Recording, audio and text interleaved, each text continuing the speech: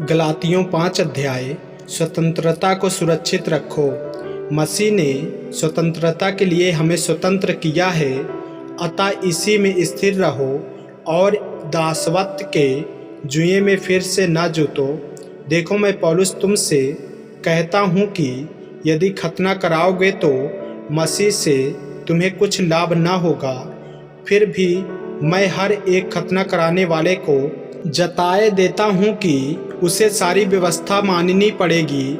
तुम जो व्यवस्था के द्वारा धर्मी ठहरना चाहते हो, मसीह से अलग और अनुग्रह से गिर गए हो, क्योंकि आत्मा के कारण हम विश्वास से आशा की हुई धार्मिकता की बाट जोहते हैं। मसीह यीशु में न खतना और न खतना रहित कुछ काम का है, परंतु केवल विश्वास जो प्रेम के द्वारा प्रभाव डालता है।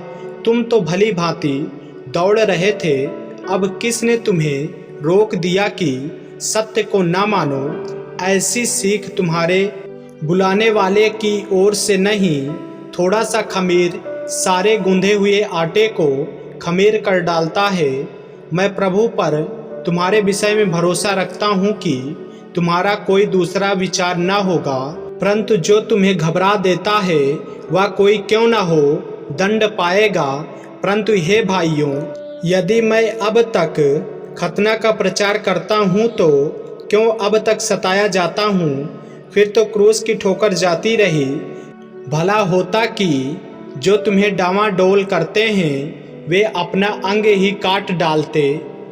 हे भाइयों, तुम स्वतंत्र होने के लिए बुलाए गए हो, परंतु ऐसा न हो कि यह स्वतंत्रता शारीरिक कामों के लिए अवसर बने, वरन प्रेम से एक दूसरे के दास बनो।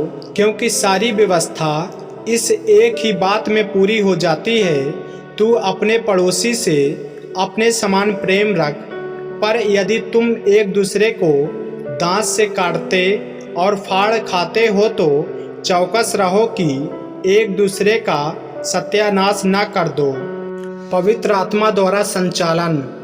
पर मैं कहता हूँ, आत्मा के अनुसार चलो तो तुम शरीर की लालसा किसी रीति से पूरी ना करोगे, क्योंकि शरीर आत्मा की विरोध में और आत्मा शरीर के विरोध में लालसा करता है, और ये एक दूसरे के विरोधी हैं, इसलिए कि जो तुम करना चाहते हो वह न करने पाओ। और यदि तुम आत्मा के चलाए चलते हो तो व्यवस्था के अधीन ना रहे।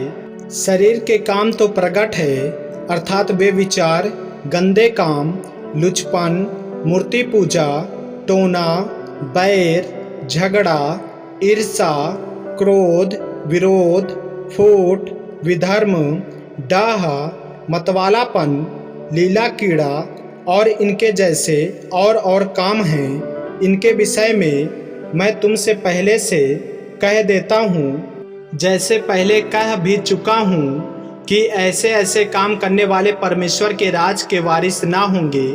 पर आत्मा का फल प्रेम, आनंद, शांति, धीरज, कृपा, भलाई, विश्वास, नम्रता और संयम है।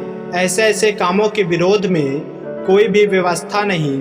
और जो मसीह यीशु के हैं, उन्होंने शरीर को उसकी लालसाओं और अभिलाषाओं समेत क्रूस पर चढ़ा दिया है। यदि हम आत्मा के द्वारा जीवित हैं तो आत्मा के अनुसार चले भी।